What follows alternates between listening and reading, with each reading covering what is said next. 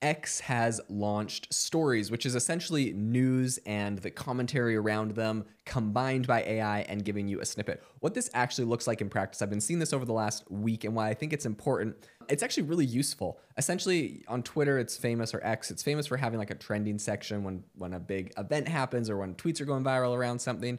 And oftentimes I've had the problem where I click on the trending section and there's like a whole bunch of tweets where people have essentially seen like a hashtag trending, for example, and it feels like they kind of hijacked it and they're tweeting about like other random things, their business, and they like get a bunch of like bots to upvote their tweet. Anyways, I'm seeing all these posts that have nothing to do with whatever the original hashtag is. I don't even know why the hashtag's trending. It's confusing. This is probably something they're solving with bots, and I think I've seen this a little bit less recently, but they, just in case that issue exists, or in case you want to figure out what's trending real quick, they have a new feature where it essentially summarizes all the trending tweets, all the commentary around the topic, and it gives you like a blurb at the top, which is all generated by Grok, X's, and XAI's kind of like AI competitor to ChatGPT. And it gives you a little summary. It's actually been really useful. I've clicked on a bunch of things where I'm like, why is that trending? So it gives you a summary of exactly what the topic is, but it also gives you a summary about what people are saying about this. I think this is X and Twitter playing to their strengths, right? They know that a lot of people use their platform to cover news, but there's a lot of other news platforms. The thing that's really indispensable is the commentary. You're getting the commentary on every news topic by every celebrity and famous person. And so it feels like you get a lot of different perspectives, or it's not celebrities and famous people, but it's like people in the actual industry. So it's like, there's a big controversy around the Rabbit device, and then the CEO of Rabbit is tuning in, and then these like famous technology reviewers are like responding to him and roasting him. And there's like this whole conversation and debate that you're not getting anywhere else. And so this is kind of the beauty of X, but I think specifically this is what Grok is trying to encapsulate. They have like their engineering account, which kind of tweeted about this. They said, now available Stories on X powered by Grok AI. See what the world is talking about with Stories on X curated by Grok. Now available for premium subscribers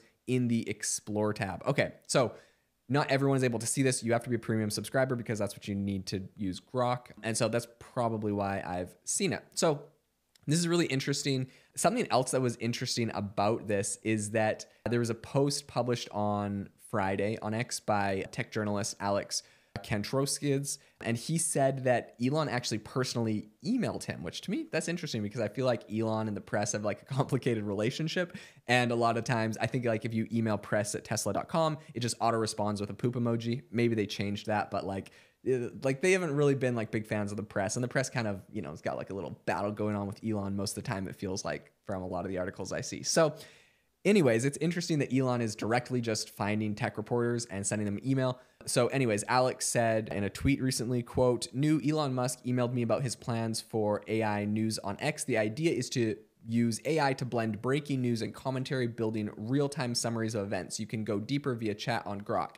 Here's a full story." I think this is really interesting, and I'm excited to see. I think that there's a bunch of other news publishers that are doing deals with a bunch of AI providers. We have OpenAI, who announced partnerships with the Financial Times, Axel Springer, AP, and Le Monde, and they're all kind of doing these deals. I think in X's case, they're hoping to be able to get to the news and all the conversation around it without even having to partner with the news organizations itself. And this makes a lot of sense to me because oftentimes like news breaks on X, and then you have like Business Insider that will write a story about what people are tweeting about on X. Like, for example, I think this week a great example is like all the controversy around the Rabbit device being actually just an Android app.